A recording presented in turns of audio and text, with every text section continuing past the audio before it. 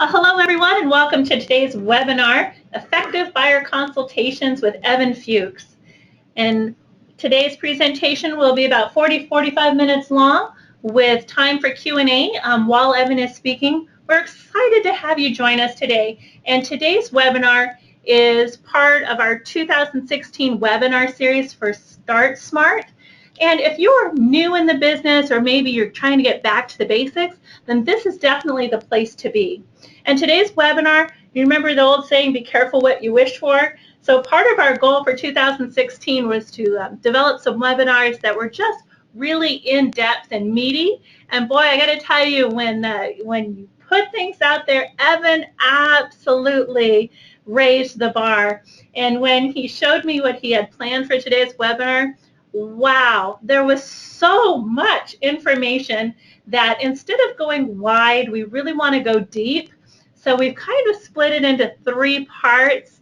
I really just want to encourage you to ask your questions of Evan and just follow along, take some screenshots if you will, because Evan brings 20 years of real estate experience to us. He has served locally at the state level, nationally for NAR. He was the 2014 Realtor of the Year, as well as the the Arizona Association of Realtors past president in 2014. So when I say that Evan knows all about buyers in real estate, he really does. And of course, I'm going to tell you that he's our GRI instructor. He teaches, GRI, ABR, SRS, and ePro, and teaches classes all over, I'm going to say, the United States. Because, when you want the very best, you go to the best. And so today, Evan is bringing the very best. So folks, I'm so excited to have you join us and have Evan here. So with that, Evan, I'm going to turn it over to you, and welcome. Wow. Well, thanks, Callie. What a fantastic intro that was. I didn't even write that, so thank you. That was really wonderful. You're welcome. Hey, everybody. Really excited to be here today. I appreciate you taking some time to spend with me for the next 45 minutes or so.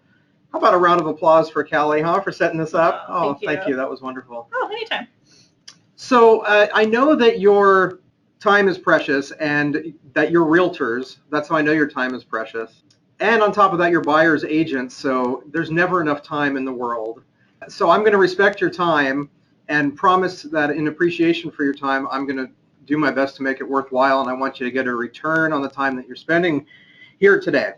And so part of that is that you'll be able to take the stuff that we talked about today and over the next couple of webinars and use it in your business to actually get some of your time back. Less wasted time, work a little bit more efficiently on your tasks and things that you have to get done, and more effectively with people. So that is the program. As buyer's agents, and by the way, you don't have to be exclusively a buyer's agent to call yourself a buyer's agent. So when you're working with buyers, you're a buyer's agent. And here's how I want you to think of the buyer's consultation. Think of it as a system to grow your business. Okay, specifically repeat and referral business. So your buyer consultation is going to help you provide better service in less time, help you build value and loyalty, give you an opportunity to qualify potential buyers and help decide how you can help them and if you want to work with them, and help you stay safe. So that's our program for the buyer consultation. Now, as Callie mentioned, we're splitting this up into 3 pieces. As an instructor, one of my very favorite classes to teach is the ABR course, which is the Accredited Buyer's Representative, the core course for getting that designation, and that's a 2-day class. So we're not going to try to cram 2 days worth of stuff into 45 minutes. And we're not going to try to cram it even into 3 pieces. We're going to focus specifically on the buyer consultation part, which is the foundation for a buyer's agent's business. Today, the focus is going to be on you as the realtor, the buyer's agent.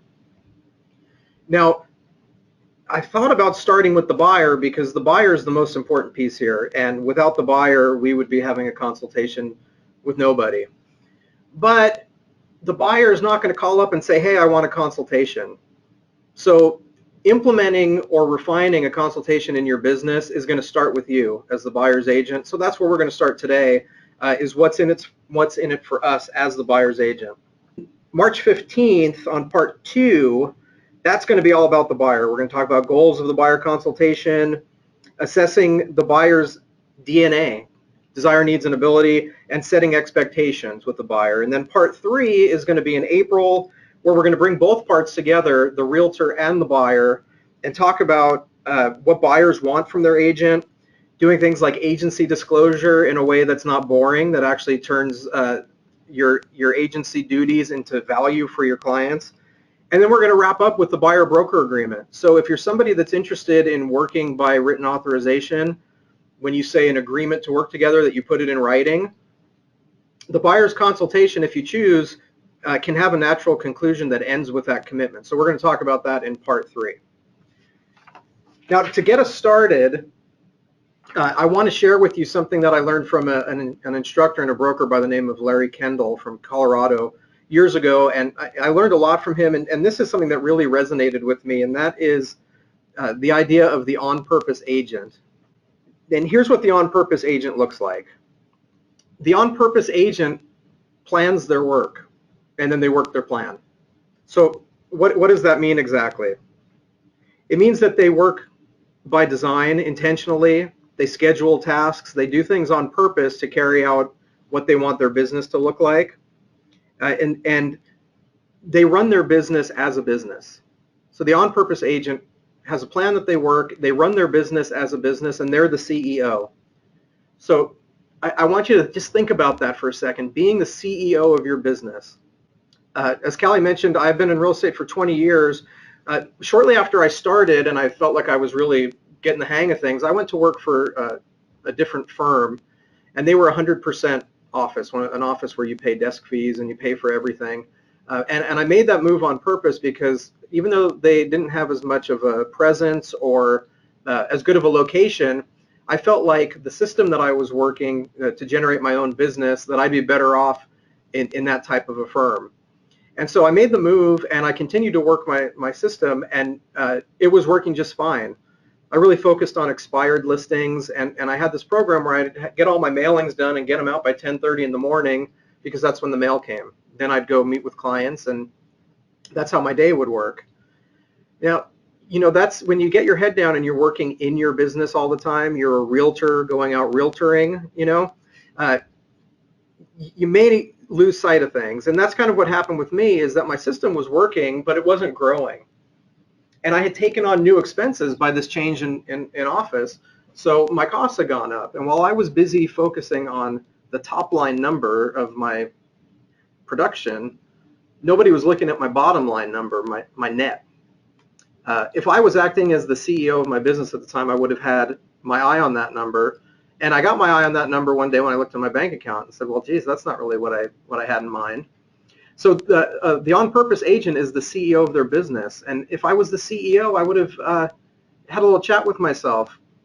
And that's what I eventually did. It all worked out, and it was a good lesson. But on-purpose agents are CEOs of their business. And what that means is they get a higher level view. You look down at your business and say, what can I do proactively? What can I do instead of reacting? What can I do to set up my business by design? And that's the fundamental piece, is being proactive.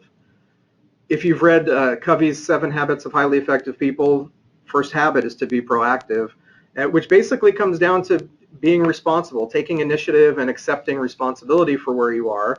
And that's what working on purpose is all about. Now, if you think of the 80-20 rule, so if you think of all the time that you spend realtoring, you know, putting on lock boxes and dealing with signs and making copies and managing transactions and meeting with all the stuff that you do, the 80-20 rule says that probably 20% of your effort produces 80% of the results.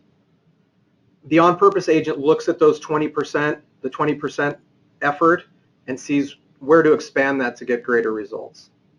On the other hand, the on-accident agent is more reactive. Reactive meaning business just kind of happens and they go with it. So what's interesting is that if you apply the 80-20 rule to the 40 some odd thousand realtors that we have in Arizona, that might work there as well. You might say that 20% of the realtors are out there are doing 80% of the business, or something along those lines. So as we go through and we look at buyer consultations and how you're working in your business, I want you to ask yourself this question: what are you doing on purpose? What are you doing on purpose in your business? And by the way, I have a few kind of self-test questions that I've thrown in here for you, and there may be a little homework at the end, but I want you to walk away with this and do something with their time. And so the first question is, what are you doing on purpose? And ask yourself, where are you being proactive? Where are you being reactive? And what impact does that have on your business? So let me give you an example. In the ABR class, every time I do that class, I ask everybody in the room, as buyer's agents, what is it on your best day that you love about working with buyers? And I collect the responses, and it's kind of interesting. It's always it's kind of a love fest when you say, what do you love about it? I love working with people, and I love showing property, and I love real estate, and I love the look on people's faces when you hand them the keys as first-time buyers and watch them melt and all that. Then we kind of hug it out and we go to, okay, well, on not your best day, what do you not love about working with buyers? Hate is a strong word, so not what do you hate, but what do you not love about working with buyers? And inevitably, every single time this statement comes up, buyers are liars. And not being my first rodeo, I know that that's coming. I'm expecting that. And so we drill down and ask, okay, what is it that makes you think that buyers are liars? And here's some of the things that people have to say. They lie about working with other agents. Are you working with other agents? No, and then it turns out they are.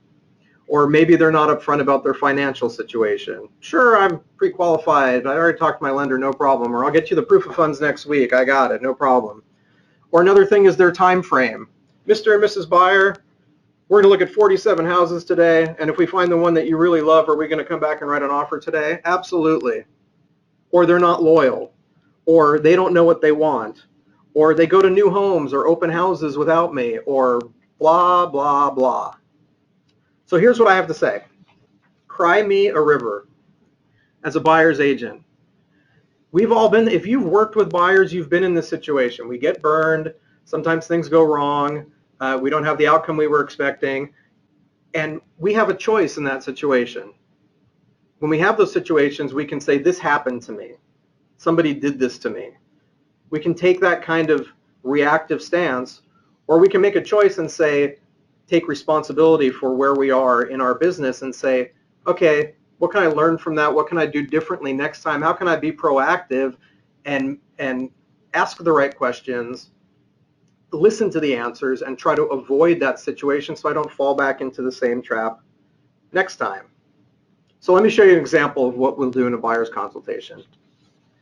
This is just a simple intake sheet for making sure that we ask the right questions of buyers when we meet with them, either before a buyer's consultation or during the buyer's consultation. And it's a series of questions that are mostly open-ended questions. So an open-ended question means you can't answer with yes or no, you have to talk, and that's when we listen. So tell me about the home that you live in now. What do you love about it? And then we listen. What are you looking for in your next home? How soon would you like to move? And all these questions are answered in stories, and they give us the opportunity to figure out, how can we help this person? And do we want to work with them?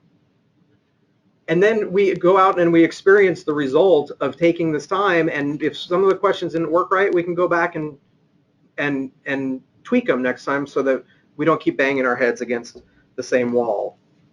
So the proactive approach is to say, what can we do differently next time to better help our clients, to save ourselves time, to provide a better experience for them? So are buyers liars? No, they're absolutely not. And here's the problem. We feed those words to our brain, and our brain believes what we have to say, and that turns into actions and our habits, our behaviors, and that forms how we act going forward. So what we want to do is eliminate that mentality of being reactive and say, okay, what can we do to sculpt and design the home buying process, how we work with buyers? So let's take it from the top. First contact with a potential buyer. Now, for those of you that have telephones and are still using telephones, you'll recognize this. I get a call. It could be an ad call, it could be a sign call, an up call, phone rings. Hi, this is Evan, how may I help you? And it turns out it's a new lead. It's somebody who wants to see a house. and they're like, yeah, hi, yeah, you don't know me, but I'm in front of this house at 123 Main Street. Can you come show it to me? And before the words come out of their mouth, before they're done speaking, I'm screeching out the driveway, barreling down the road to go meet this new stranger at some house because my phone went ding and I popped up. Just like Pop-Tarts, people pop up with Kellogg's Pop-Tarts. This is what we call Poptart behavior. The phone goes ding and we pop up. The problem here, number one, is we're working on someone else's terms. Seriously, somebody is sitting in front of someone else's house and we're expected to drop everything and go to that house and meet somebody we have no idea who they are. That's being reactive. That's not being proactive and starting the process the way that we work with buyers. So what happens is we also shortcut what should be a deliberate process that we've put in place on purpose to make the buying experience smooth, to provide better service, to save ourselves time, to get to know our clients, to qualify them, to build value, to build loyalty. All those things go out the window when the buyer says ding and we start working their agenda. But all of that aside, here's what the deal breaker is. Here's the biggest problem. It is completely unsafe. It's not safe. And where we're at in 2016 is it's not okay anymore to do that. We cannot put ourselves in a position that we're putting ourselves in danger by meeting strangers in some private place like a listing. So as my friend Paula says, we have to put self before sale. We have to value ourselves more than the sale. And the good news is, if we have an established process that we start with a buyer's consultation, our business is going to grow. We're not going to lose business anyway. But I want to share something with you. This is an article that I got from agentsafetyalert.com. This is the website for the ASAP, which is the Agent Safety Alert Program. That's a program that AAR rolled out last year in response to the continued safety threats to realtors. It's a text-based alert system that, as a member of AAR, we're all opted into the program. We just have to make sure that with our local association, we have the correct phone number on file with them that we receive text messages to, and we're opted in automatically. If somebody files a safety threat alert through the program, it gets vetted, and if it's shown to be a safety threat that affects you, you'll get a text message. So to learn more about that, go to agentsafetyalert.com, and you'll also find resources and links about staying safe in real estate, like this article here. This article actually was from the Scottsdale Association of Realtors. They had a marketing meeting recently, and they brought in a police officer from the Scottsdale Police Department, Officer Glenn. And he shared some tips for staying safe. Whether you're meeting a client, showing homes, or sitting in an open house, realtors should always be aware of their surroundings and never put themselves at risk to be a victim of theft or worse. Talking about safety can be scary, but it's necessary. Here are a few tips from Officer Glenn on staying safe in different situations as a realtor. When you first meet a new client, rule number one, according to the police department, Officer Glenn, meet in a public place. Rule number one. Never, ever meet a client for the first time at the property. Meet in a public place, such as your office, Starbucks, or even the association's headquarters.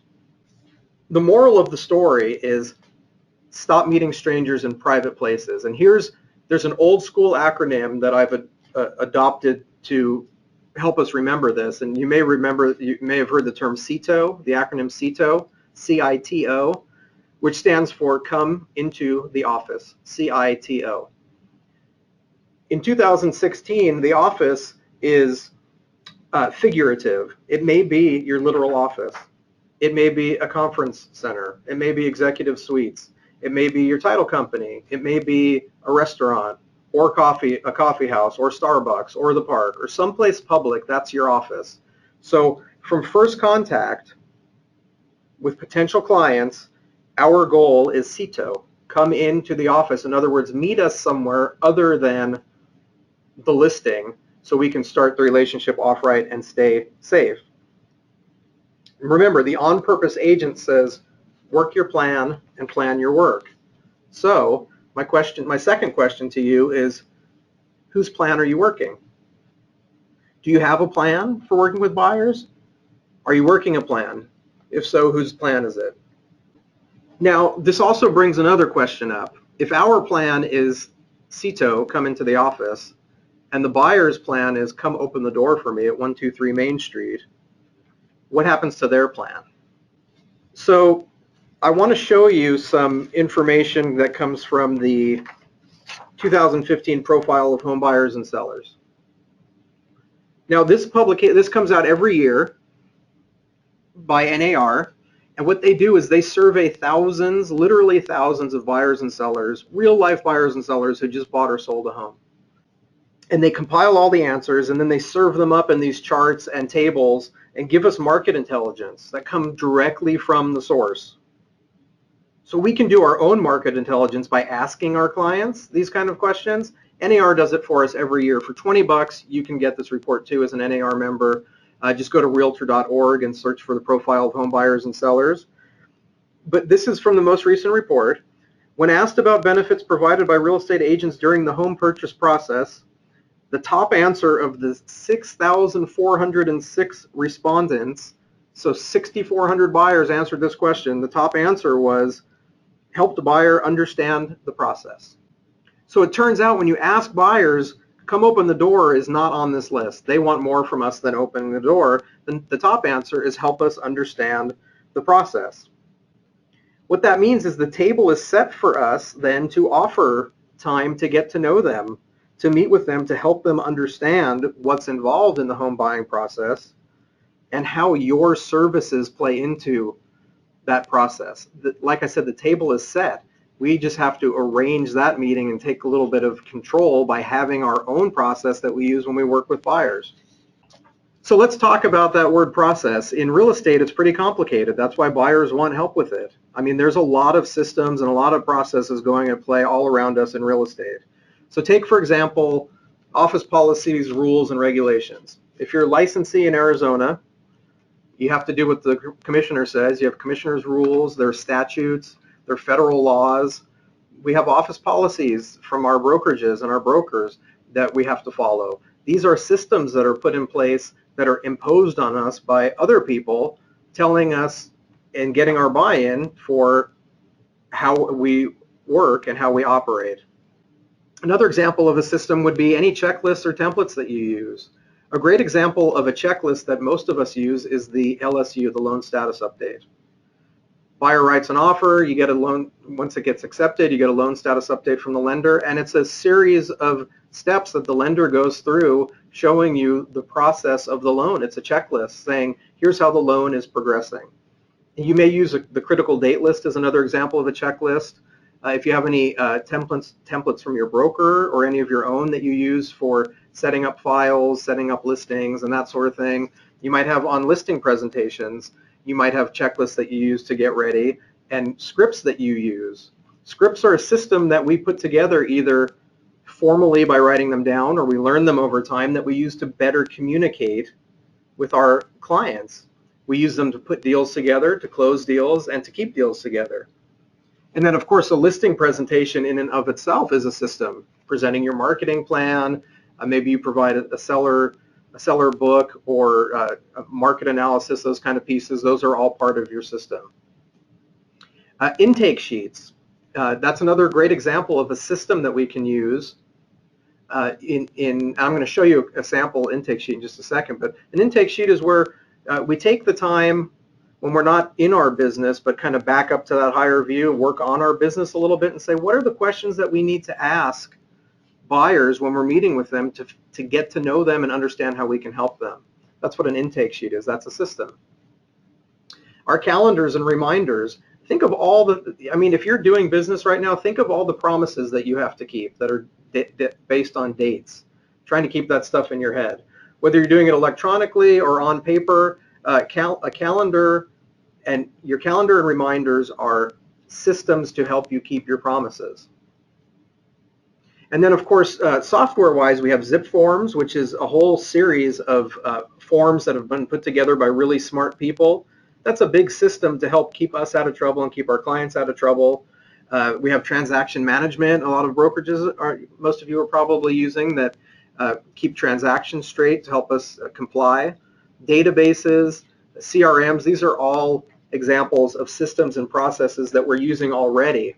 So when we have systems put on us by others and we agree to follow them, that's one thing. But when we create our own, that's when we really take control of our business and we say, this is how we're going to lay out how we operate. So let me show you. Oh, I think we got that coming up. I'm going to show you a different, I lost track of the slide there. So let's talk about the benefits then of systems and processes and how they help us. Well, reducing risk, reducing headaches, and reducing stress. So how does that work? Well, if you have systems that ensure you go through the same steps every time you work with a buyer or a seller, then that is a great risk management technique. But also think of the headaches and the stress of when you miss something and you're running around and circling back and you're not really working very efficiently because you skipped a step, and then deals start to blow up and now you're in putting out fires mode. So systems help us eliminate that, save us time and save us from wasting time. Promoting consistency and quality, and here's the way that I look at it. This is building your brand. If you are known for providing a consistent level of service, that in itself builds your brand. You can have a logo. Your logo is not your brand. Your name is not your brand.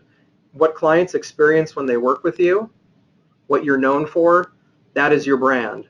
And when you build your brand, you differentiate yourself from your competitors. By differentiate, that means what are you known for? What do you bring to the table? How do you separate yourself from the other 40 some odd thousand realtors in Arizona? You can do that through systems and put processes in place to do that. Help you provide great customer service, compliance with policies, rules, and regulations. And here's the thing, everything that we do is marketing. If any of you are Seth Godin fans, Seth Godin is like the Yoda of marketing. I want to share a quote with you that I think is really on point. He says, just about every successful product or service is the result of smart marketing thinking first, followed by a great product that makes the marketing story come true. If someone comes to you with a quote-unquote great product that just needs some marketing, the game is probably already over. His point here is that your service or product, in our case service, our service is our marketing. Think about that. How are you working with buyers now? Think about the level of service, dropping everything and opening a door at 123 Main Street versus getting together with a buyer beforehand and helping them understand what the home buying process looks like and what your home buying process looks like, how you can help them and what you bring to the table. So those 6,406 buyers who want help understanding the home buying process, all of these things that we're covering is your process. So we get to design that ourselves for ourselves. So my next question to you is, what is your process for working with buyers?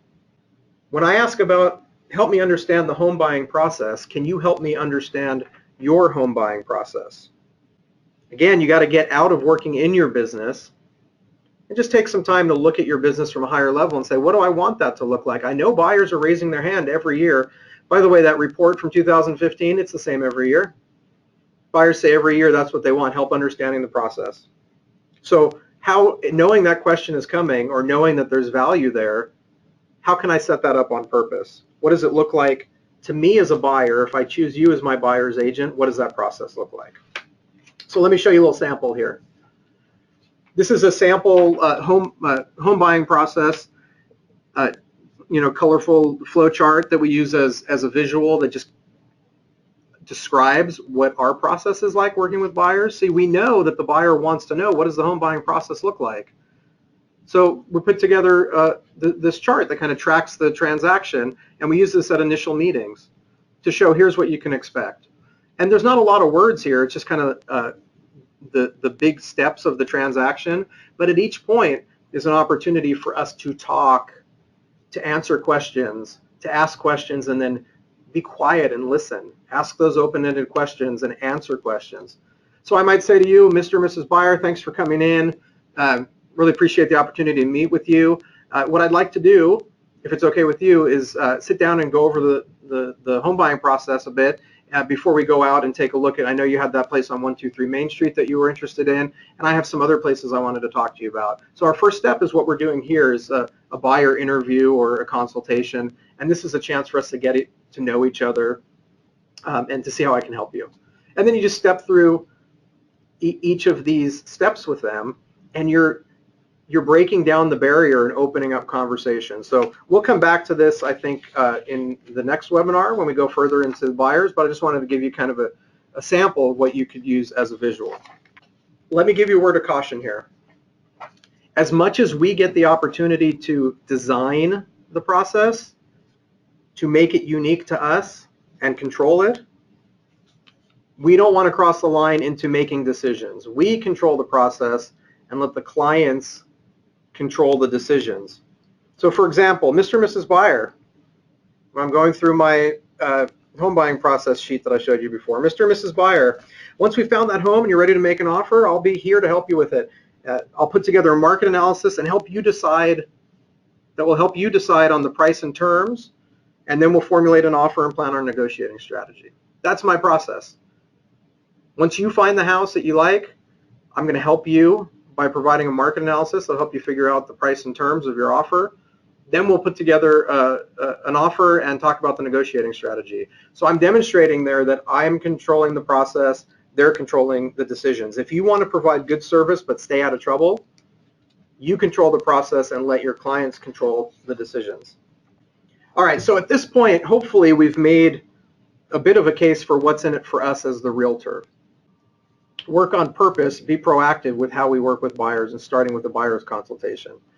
The buyer's consultation is just another system, but we're using it intentionally to grow our business, repeat and referral business specifically through better service, and we do it in less time. If you think about all the things that go wrong over the course of working a transaction, and any time we might be tempted to drift into that buyers or liars state, those are all opportunities for us to cumulatively waste a whole bunch of time. If we start working with somebody and they don't close, we've wasted a bunch of time. So if we can preempt those things from happening up front through this consultation, then we're going to provide better service in less time. It gives us the chance to build value and loyalty, help us qualify buyers to see if we can help them, and if we want to work with them, help us stay safe. We've also talked about what's in it for the buyer, and I really want to focus in, before we wrap, I want to focus in on the building value piece of that. So if we were to go back to that initial call, where instead of screeching out of the driveway and barreling down the road, I'm thinking cito, come into the office. But the buyer's still thinking, come open the door for me at 123 Main Street. Does this sound familiar to you? Have you been in this situation as a buyer's agent? I'm going to assume you're all raising your hands out there because I can't see you. How about if we have them write yes or no in the question box? Have you been in that situation where people say, come open the door for me, and you're faced with, how do I respond to that? Or you're 7 o'clock at night, you're sitting down to dinner, and one of the potential customer calls and says, hey. Yeah, do you ever have a buyer call you up and say, hey, I'd like to come in for a consultation? We don't get that very often. So we're starting off on different tracks with different goals, and what we need to do is get on the same track with common goals, or this relationship that we're trying to get started is going to be a non-starter. It's not going to work. So the buyer has to see value in coming in to meet with you. And then when they meet with you, they have to see value in working with you. And they have to see value in sticking with you. And particularly if you're looking to take the decision to work together and put it in writing through a buyer-broker agreement, they're going to need to see value in hiring you and paying you. So here's the question to ask yourself. How do you respond? Are you ready now to respond to the question, why should I work with you? Are you ready now to respond to the question, why should I hire you, or why should I pay you? Do you know the answer to that? Can you articulate it? We need, as the realtor, as the buyer's agent, to have to understand and articulate what we bring to the table. If we don't bring value, if we don't bring something to the table, it's time to pick up our ball and go home. Because why are we there? So here's a better way to even ask the question. Think of your very favorite client, somebody who loves you, your raving fan.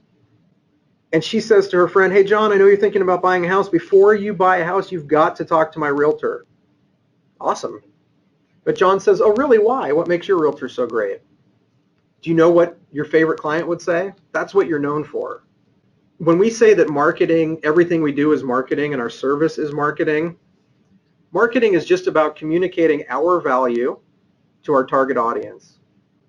If the value that we're trying to communicate doesn't match what your target audience considers valuable, you're not doing it right. You're either saying the right words to the wrong people or the wrong words to the right people. So if you want it to be effective, you need to line those up so that what you consider valuable and what you offer matches your buyer. So let's revisit this slide that I showed you earlier and give you some clues on what buyers consider valuable. We already said that they want help understanding the process. There's another question here that I'm not showing, but this question every year comes in the same way. When buyers are asked, what's the most important, what are you looking for from a real estate agent? The number one answer is always help me find the right home. And it's usually takes about half the answers. Nobu Hata, who works for NAR, and he's the director of digital for NAR and has a brilliant mind for consumers. He says that what Google has done is expose cracks in our industry because people can serve up their own information. What they can't get from Google shows opportunities for us to fill those cracks. So it's very interesting to know that even though there's Zillow and Trulia and Realtor.com and Home Finder and Homes.com and whatever.com, all those sites that are out there, even though it's there, half the buyers say, I want the realtor to help me find the right home. But what's more telling is the number 2 and number 3 answers every year deal with negotiation. And so if you look at this chart here, this table, it comes up a couple of times too. Benefits provided, help negotiate better sales contract terms, negotiated a better price. And we've got a bunch of stuff in there about search areas, knowledge of the search area, shorten the home search, provided a list of mortgage lenders. These are things that year in and year out buyers tell us that they like about working for us. This talks about value. So my last question for you is, what value do you bring to the table? You've got 43,000 realtors plus some other thousands of non-realtor licensees in Arizona that you're competing with. What do you bring to the table? When those 6,406 home buyers say, help me understand the home buying process, what does your home buying process look like? When we come back for the second webinar, which is all about the buyer, we're going to really shape this. But I want to review some questions for you before we wrap, and then I'm happy to take any questions that we might have, Callie. Okay. So here's where we are. Here's your homework. Number 1, what are you doing on purpose in your business as a buyer's agent? Number 2, whose plan are you working? Remember, on-purpose agents have a plan and they work it. Are you working a plan? And if so, is it yours or someone else's? What is your process for working with buyers? What does your home buying process look like? And what value do you bring to the buyer? The buyer gets to decide what's valuable. So can you articulate that, and does it match? Do your services match what's valuable to your buyer? Make sure to remember that you can control that process, but leave out the decision making, leave that to the client. And most importantly, stop being a door opener and meeting strangers in private places. Okay, you're better than that, and we're better than that, and that just has to stop. So Evan, that's a great place to kind of start our questions. The first one being, the phone rings and you're just sitting there kind of twiddling your thumbs waiting for the next appointment, and the phone, the person on the phone says, hey, I'm sitting in front of 123 Main Street, which is, 2 blocks from you. Mm-hmm. How do you stop yourself from just grabbing the keys and going? You've got nothing else to do. Right. Yeah, I understand that. So if you're in the position that you really have nothing else to do, you're not really working a plan at that point, right? You're being you're being more passive. That's more of that on accident thing, waiting for the business to come. But if you're in that situation, you need to have decided at a previous time when you're designing your business, do you drop everything and meet people? Do you meet strangers like that? If you've decided with conviction that you don't do that, it's just as simple as not doing it. It's very easy once you make the commitment. And I'll give you words for that, but I want to understand the mentality first. So there's so many times in our business where it's just a matter of saying how you do business, and then you move on. So if I'm doing nothing and somebody wants to see a house, I'm going to start a conversation with them. So they've called about 123 Main Street and they want to see it. My question is going to be, oh, what was it about that house that caught your attention? Not do you like that house or a yes/no question, but an open-ended question. Now they have to start talking. And I'm going to look for cues in what they say to be able to continue the conversation and lead towards things like, oh, you're just out driving around, did you see any other houses that caught your eye? Or if they're calling from a magazine or a website, I'm going to ask them the same type of question, right? I'm going to tell them, if I'm available at that moment, I do happen to have some time. If you want to stop by the office, I can get the information together on all of those places. And also, do you have a buyer's packet? This is shortening the conversation, but you have to build the rapport and start that conversation. When you ask somebody if they have a buyer's packet, they don't even know what one is, and that gives you a chance to talk about how you work with buyers. Oh, well, sure. Well, the clients I work with, I'll put together a buyer's packet for you. Why don't you come in? I have information about the market, information in buying so if this is a buyer's market here with limited inventory, or a seller's market with limited inventory, I'm going to have information on buying in a seller's market and how to gain at the edge, that kind of stuff. So does it matter if the person that's calling you is a stranger or maybe somebody that you've worked with in the past, and they're driving down the streets and they see 123 Main Street and they call Evan and they say, Evan, I'm sitting here in front of 123 Main Street. Can you pop over and show it to me? Does it make a difference if you have that relationship or not? It does make a difference, but it's kind of like the thing where would you call your doctor and say, hey, can I pop in right now and get a checkup? Hopefully your doctor's not sitting around with their feet kicked up on the desk waiting for you to call, and people respect that, particularly past clients. They respect that you're busy, but you also make time for them. So it's a very simple as saying, oh, I've got a prior commitment right now. I can meet you at 3 if you want to come in, or we can meet over here at 5, or something along those lines. Past clients, this is not an issue at all. You do run into the situation where you have new stranger clients who are just like, will you just come, drop everything, come meet me, that's what they want. And my answer to those people is no. So what we do in our office is I tell my agents, if you need to, blame it on me, right? Our company policy doesn't allow us to meet with people at the listing for safety reasons. I'm sure you can understand, and everybody has seen the news, and the more that somebody resists a reasonable request like that, the bigger the red flag they're waving to say, gosh, what's the problem here? Why is this such an issue that I wasn't available at the drop of a dime? It's really conviction, your own way of thinking. So kind of just like what you said, it's more about deciding ahead of time what or how you're going to build your own business. Yeah, it's like when you're working with sellers, the time to decide your listing presentation is not when you're sitting at the kitchen table. You figure that out in advance, so when you go do the listing presentation, you're ready. You don't want to be making up policies and making business decisions on the fly.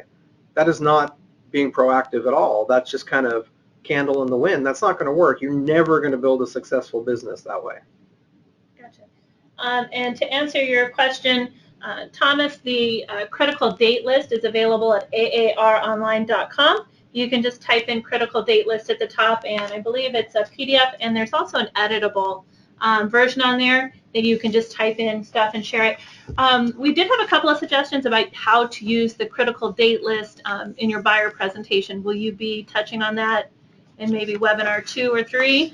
Yeah, I absolutely can, and I've picked that up in classes recently since AAR's revised the critical date list, and now if you haven't seen it, it's in zip forms. You can pull the critical date list, and it's been revised to match the current contract with all the TRID changes, but it also has a little indication next to each date to show whether that's a curable event, so you can track the dates, and if a date comes and that line of the contract hasn't happened yet, that hasn't been done by that date, you know whether or not it can be cured. So that's a great thing to share with buyers as far as setting expectations, and it also pulls the curtain back a little bit and shows all the stuff that you're doing, because part of our fiduciary duties to our buyers is to help them stay on track with all of those steps, and that's a lot of work there, so let's get some credit for that. Absolutely. And like you said, helping them through the process. If they know ahead of time what the process is, and how hard you're working, like you said, it's kind of a win-win. Right, and that's the whole point of setting the expectations. If you imagine being a buyer that hasn't bought a house in a while or hasn't bought a house ever, as a realtor, you know how fast things change. Now take away all your professional knowledge and professional experience and put yourself in the position of that buyer, and they're coming into it. Is there any doubt as to why the biggest question is help me understand the home buying process, right? So we can earn a lot of credibility and respect and build a lot of value by settling those nerves, by acknowledging those things and explaining. Mm-hmm. Get out of the lingo. We love acronyms and we love lingo. Oh yeah, well you get the spuds within 5 days and all. No, get out of that stuff and explain to people how real estate works. That's what they're after, and that's what will keep people coming back to you. Okay, and then on your screen, folks, is Evan's picture. His website is bullheadlaughlin.com, but you have another website? My name, evanfuchs.com too, either way. Fuchs. And then his office phone number is on the screen. People okay to call you, ask questions? Absolutely. I'd be happy to help. Anything I can help with. Reach out, online, email, telephone, anything I can do to help, happy to do it. And he is one of those working brokers that he is attached to his phone. So Clark Jones says you are one handsome devil. Oh, Clark. Thanks, buddy. So as always, today's webinar has been recorded and will be available on our website at aaronline.com. Part 2 is going to be all about the buyer coming up on March 15th. And Part 3, we're going to delve into the wonderful relationship of realtors and buyers and how to work together for the good of all. That comes up on April 20th. We have Titleman's Top 10 Tips on How to Handle Mechanics Liens with John Lutardo. And if you know John at all, you know that he is an attorney and with a great sense of humor. So this is not going to be a dry topic, although mechanic liens, I mean, how exciting. It's riveting. Get it? Riveting. I see what you did there. Are we going to get lawyer jokes from an attorney with a good sense of humor? Jokes. That'd be nice. You never know. Thank you, Heather. Heather would like to know if you're looking to buy or sell a home. And copies of the checklist and the flow charts available on your website. Send it to them? Yeah, just reach out to me and I'll be happy to share anything that I have. Just send me an email or call me and let me know what you're looking for. I'd love to share. Absolutely. And I always send out a follow-up email as well. And with Evan's permission, we can include that. Absolutely. And just so you know, just 41 days away is 2016 Spring Convention, Release the Fire Within. You're welcome, Joyce. We, of course, invite you to join us in the beautiful Pines of Prescott this year. And we have the wonderful Nobu Hata from NAR joining us again. And if you know Nobu, every single time that man speaks, you will learn something. He just has this incredible brain for technology and millennials and real estate. Yeah, one thing I love about him is he knows how consumers speak, and he knows how to speak realtor and consumer, and so he's a great translator. Which we need help with. So we're lucky to have him there. Absolutely. Absolutely. And then Jonathan Smoke will be returning this year with a few little fun things that he's going to be bringing to us. Pat Zaby will be joining us as a speaker. And Jeff Turner from Real Satisfied will be joining us. So these are some really, really good conversations that we'll be having that week. Evan, thank you. Thank you so much for joining Thanks, everybody. us. This was good. Wonderful. If you have any questions for Part 2 or Part 3, feel free to shoot them over to me, and we'll forward them on to Evan and include them. Again, this is just an incredible opportunity to ask your questions and get answers from somebody who's been in the business for 20 years. So definitely, ask your questions. Of course, we always say, for the real, true, honest questions, please speak to your broker. And thank you so much for joining us today, and we look forward to seeing you again in the near future.